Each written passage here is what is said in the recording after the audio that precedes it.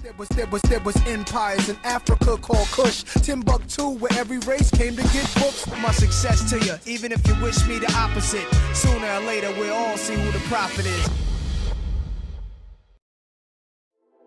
Yeah. I once heard a man say, you don't have to be great to get started, but you have to get started in order to be great.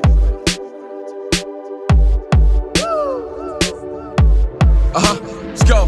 I'm crossing off all I told my ex about, shining through blackouts, storms and doubts.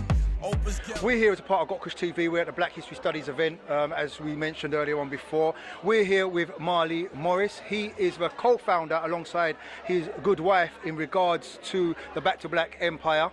We're going to be profiling that a little bit later and showing you a bit of information there. He is also the organizer of the Black Father Support Group. So I'm the press officer for Black Father Support Group. Okay, Black Father Support Group. You heard it there from the mouth. And also, we also have something he has to his repertoire is he brought over very recently the Tariq Nasheed event. Now that was absolutely off the hook, fantastic Ram Jam session, you know, and especially where it was located in a beautiful venue in the West End.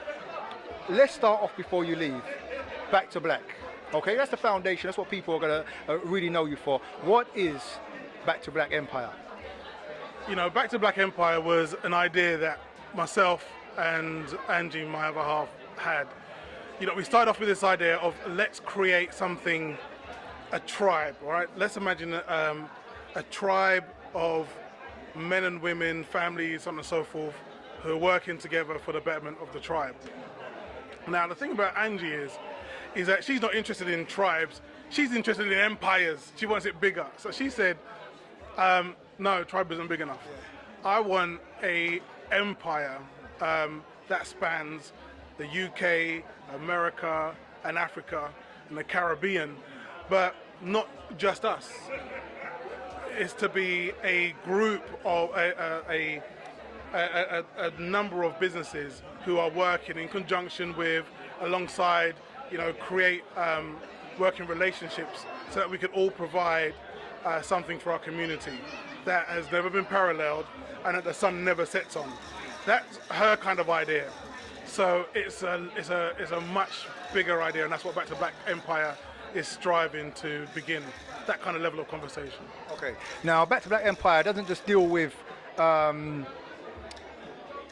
obviously people will know for the Tariq Nasheed event which you had on there, but also there's a range of products, no doubt a growing range of products as you build. Can you tell us a little bit about the range before we get into the Tariq Nasheed? Yeah, sure. Well, we've literally just got the keys to our brand new shop, which is in Station Road in Brixton. So it's just across from the Brixton Rec. And what we have are prints. So some of them are, you know, African-centered. And some of them are. We've got some prints from All Nights as well. And then we also have things like umbrellas and things for the home as well. So the umbrellas, you know, we literally stayed up night times, woke up in the morning, and just sat in bed and just drew pictures of umbrellas, what we'd have on them. And so now we have these different products that we're really proud of, that we know that are quality. So they're not things made out of metal which kink as soon as the wind hits them.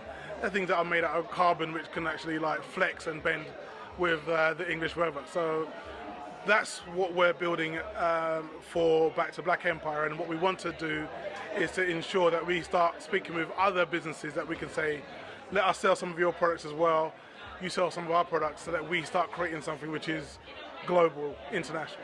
Okay. Well, we're going to be speaking about that very soon, because I know you're very much into the group economics, especially black group economics. I know you've got something in the pipeline there which will tie in with that.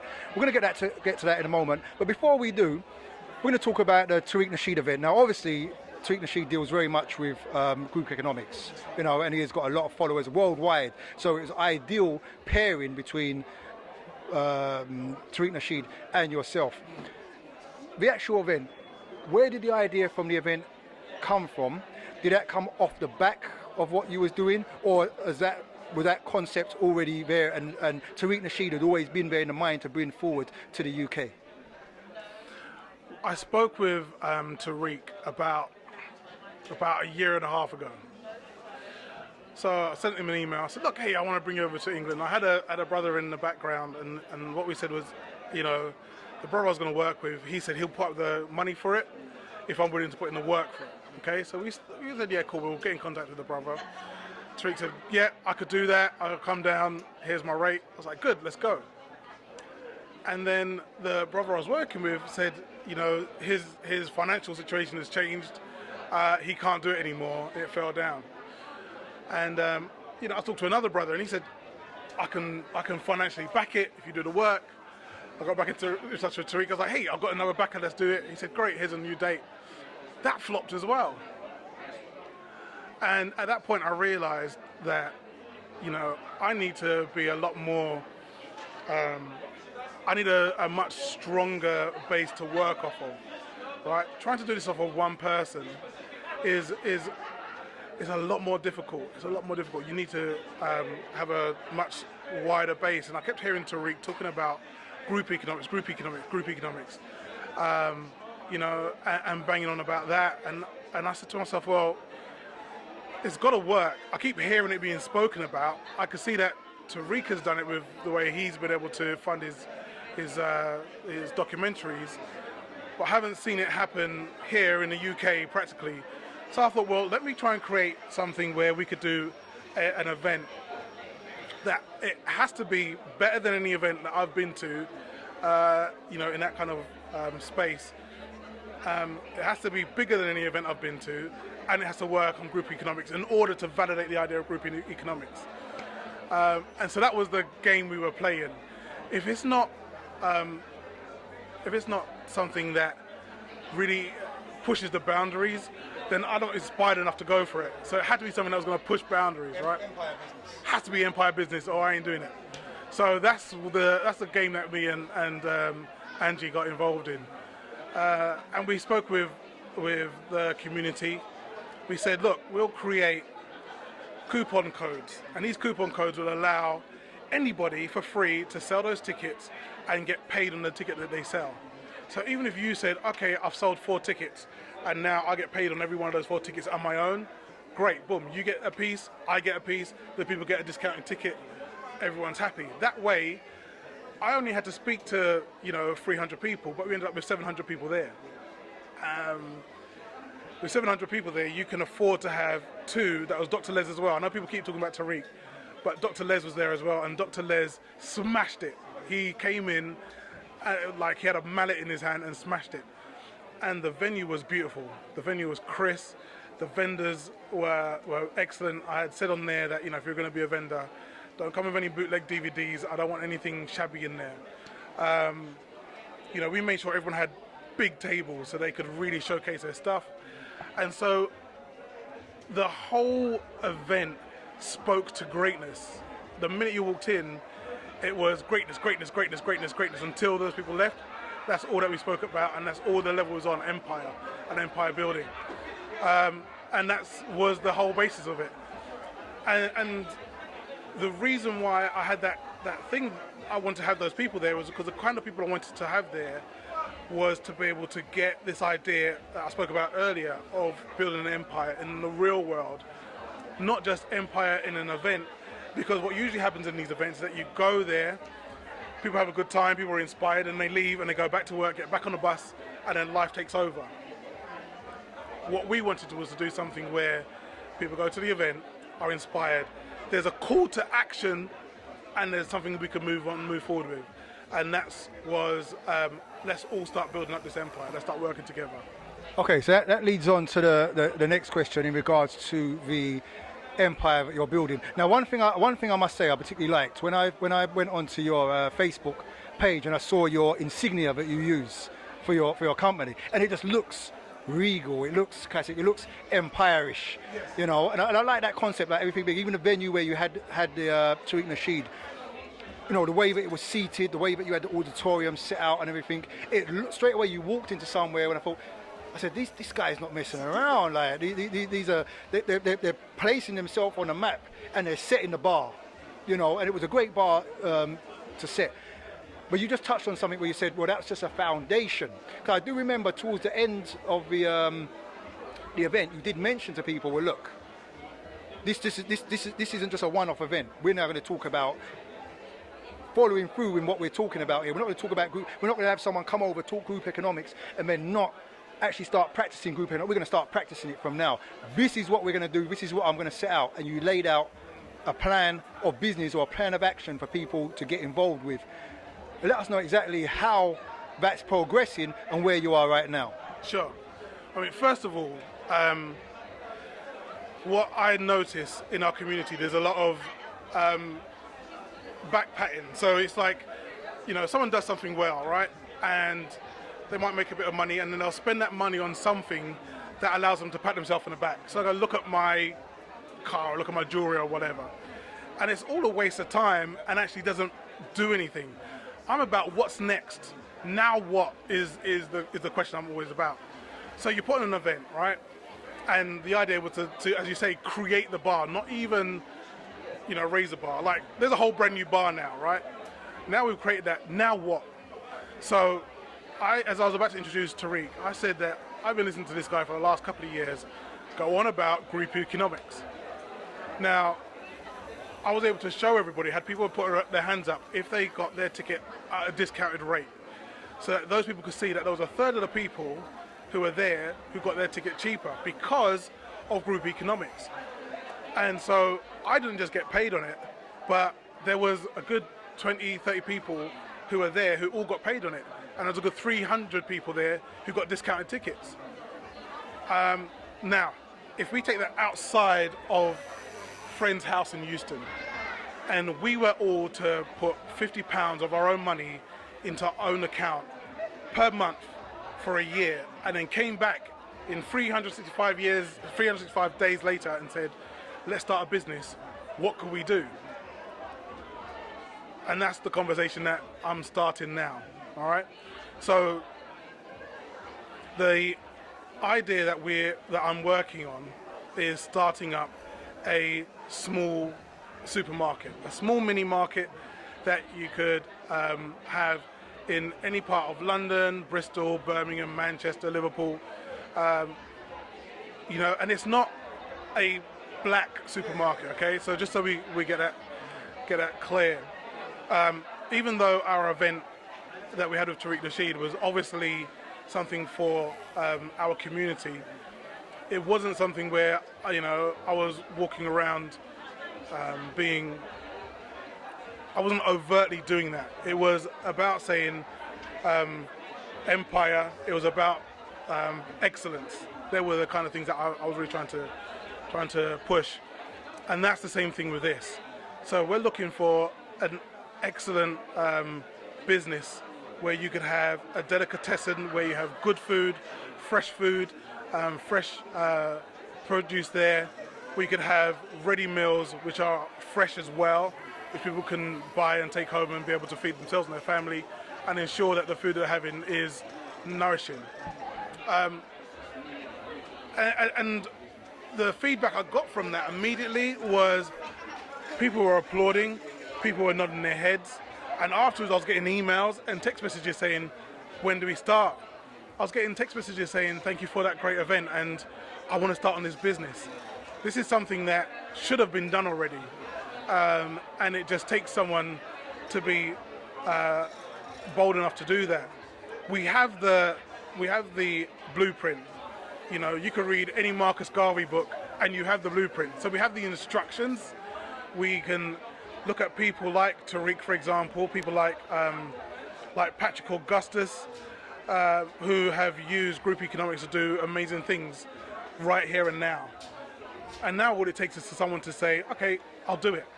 And that's what I'm about.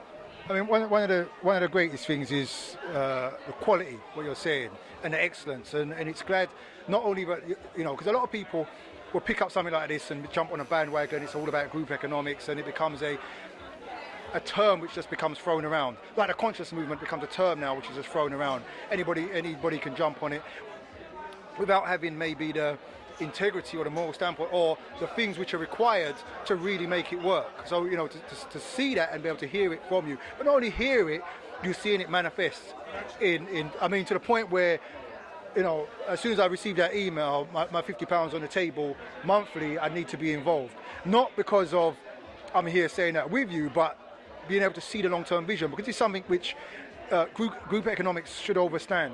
There's a difference between money now, you touched on it, where people just patting each other on the back, and what wealth is. Wealth is something which you pass down. So therefore, you know that something which starts off at £50 a head here by those who just say, you know what, I'm going to go in for this. I'm going to get involved with this now. If everyone has also got that mental vision of seeing what it's going to become, and it has to be steered by somebody. Someone has to direct the wave at which it goes, you know, and someone who's proven to be able to do that. But once you can see that vision, and everyone's mentally focusing on it, and because you have a stake in it also, then that manifesting. Because I know I'm very much also into the mental aspects of what it creates to create a business, what is needed to make a business, how to visualize seeing that coming to happen, and then following the steps to make it happen. And as you said, if someone's bold enough, and someone who throws the name Empire in their business, there's definitely a bit of boldness going on there. But you know, I definitely see it manifesting, and I can see it manifesting by the type of person that you are, and that's what's important in leading this way forward, having not just mentalities but the right type of mentalities, leading the way forward and making it happen. And I can definitely see Back to Black Empire doing that. And you know, with GKTV, we've got Kush, you know, we're 100%, we want to follow. And hopefully we'll be able to follow step by step and maybe document and record as this moves forward. So people out there can see this manifesting before your very eyes. It's not just someone saying it right now. You actually see it manifesting before your very eyes. How interested would you be involved with Got Kush TV in doing something like that? That would be excellent. I'll be so happy if that happens. You know, anybody could put on a dashiki and immediately you'll think to yourself, okay, that's someone who's from that environment, that conscious community. I'm about action. One of the people who are on the team, the sister wrote the business plan for 99p stores. She wrote their business plan. That's like from one shop with one family who are a bit like Angela, thinks on the level of Empire. So now they have 200 shops around the country and have just been sold for a couple £100 million. That's the level that I'm playing on. I'm not one of these people who do a lot of talking. I'm like, don't even listen to me, right? What I'm talking about actually doesn't mean that much. It's what I'm doing. And the same thing with Got Kush TV. Got Kush TV have proven what they're about, you know? I won't go on Got Kush TV and see some ratchet video. I won't. That's not what you guys are about. So I know by the actions and by the output and by the product that I can rely on you brothers and sisters. And it's the same thing with Back to Black Empire. I only want us to deal with what are you doing and what is next.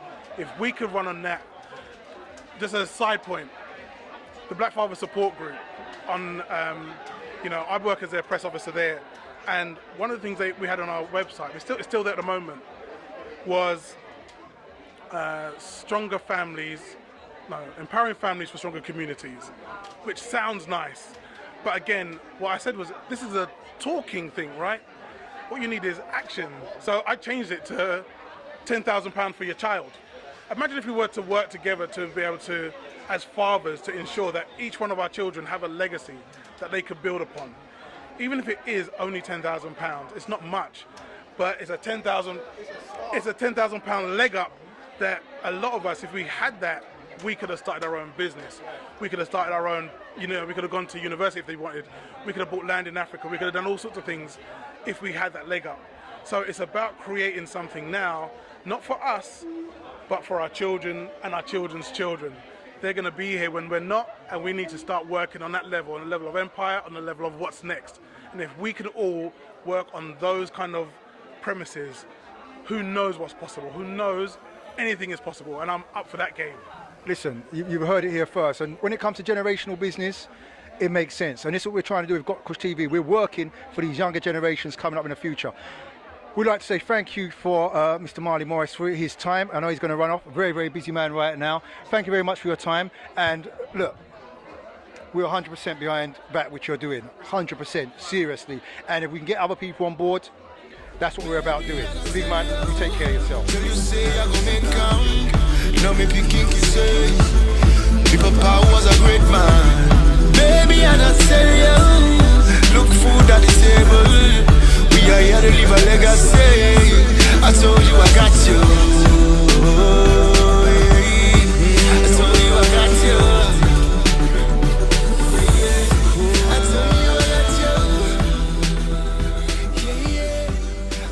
We're here with GKTV, still down in the place. It's still busy, getting busier.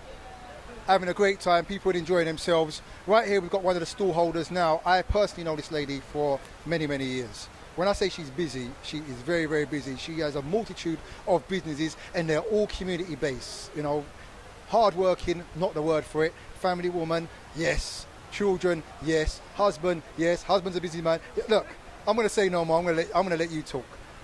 Leah, you've got your stall here today. Let's first talk about Black History Studies and why you're down here today.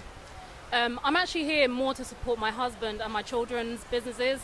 However, it was always going to be important for me to make sure that I supported the event, put money in the pockets of Black History Studies so that they can continue their valued work in the community of creating a platform for the black businesses in the community to be able to sell their wares and promote themselves, because it's a very common misconception that black businesses don't exist or there's not enough of us, when in fact there's a multitude of us.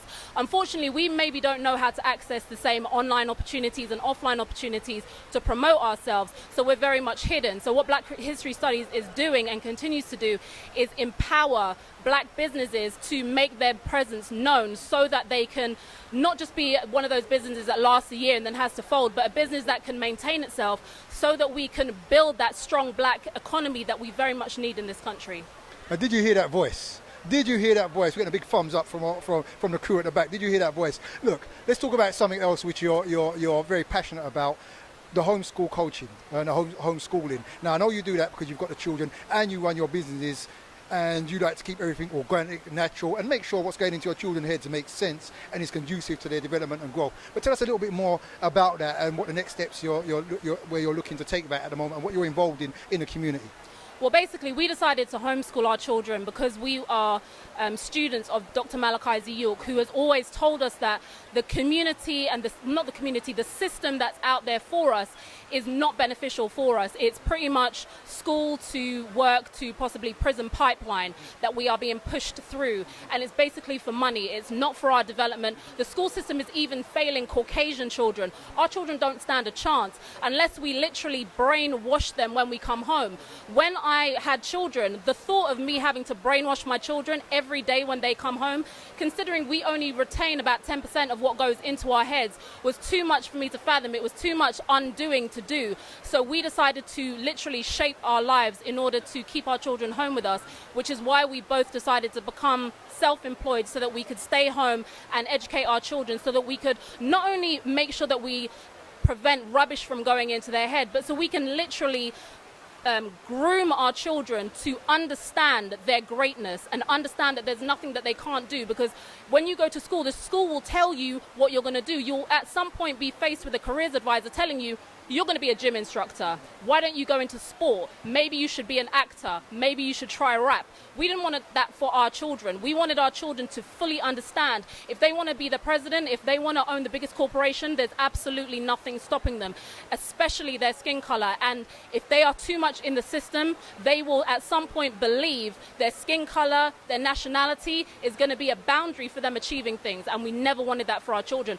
We want to empower all black parents to take back control of their children's minds, whether they full-time take their children out of school or whether they do as much as they can around their children being in school, is all homeschooling. Anything you do with your child at home is homeschooling. And yes, you will have to adapt your life. Maybe you can't spend as long on Facebook and as much time in front of EastEnders, but the benefits long term are so worth it. You're not going to have to chase your children off the streets. You're not going to have to worry about them developing mindsets that are dangerous for them.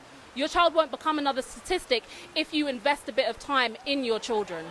So is this a business that you have actually running, or is it something you just speak on? If it is a business, give us a little bit of information on the business now. People can contact you on that before we move to the next business. Okay, so we have a organization called Teaching Our Own, the Black Homeschooling Fair, and it was basically, it wasn't necessarily a business to make money. We just wanted to, again, provide a platform for people in the black community who wanted to start homeschooling to learn more about it. Some people still think homeschooling is illegal.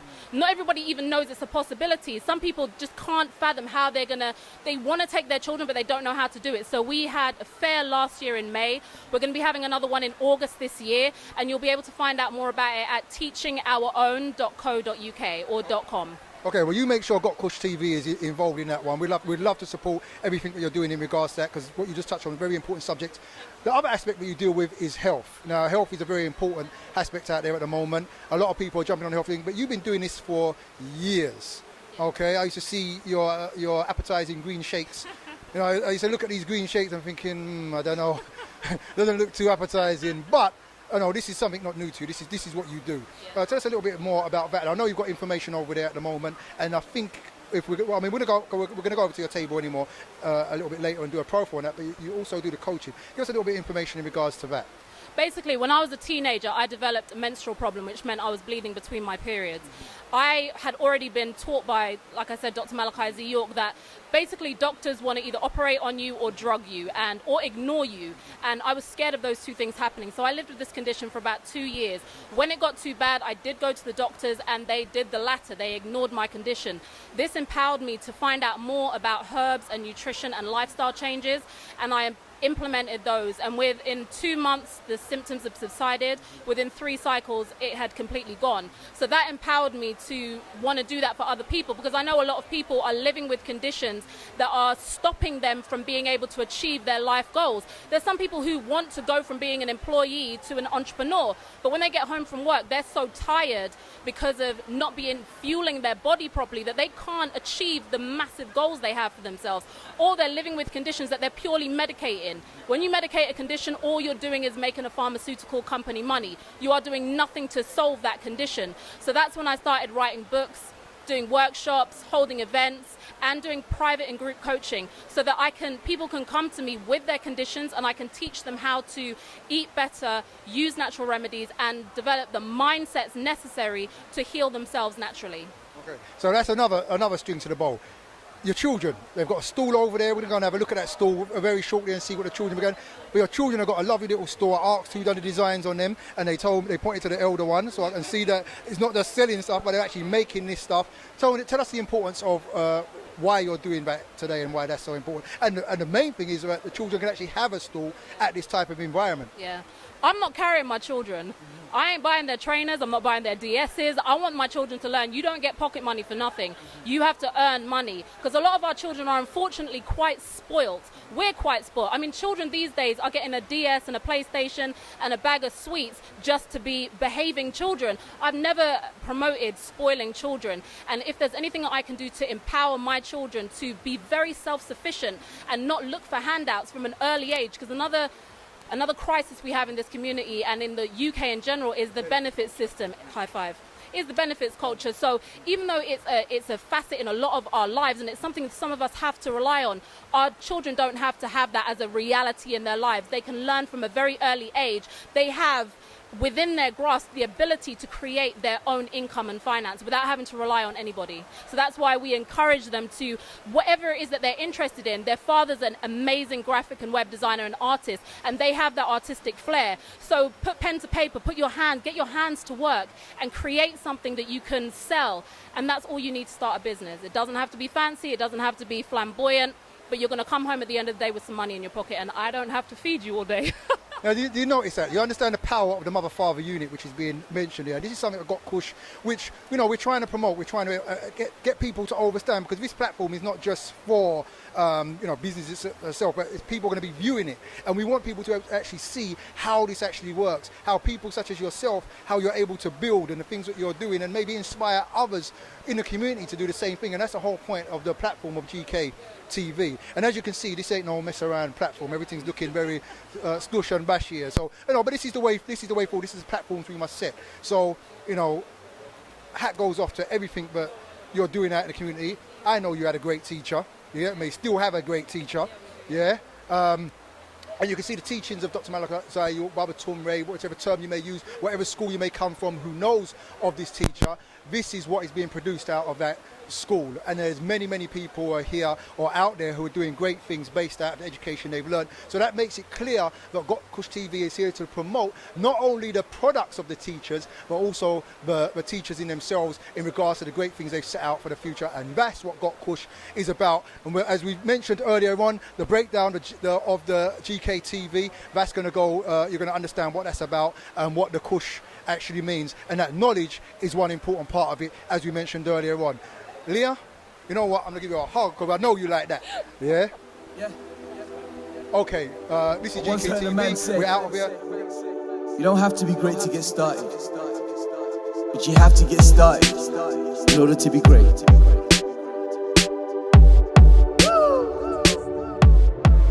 Let's go.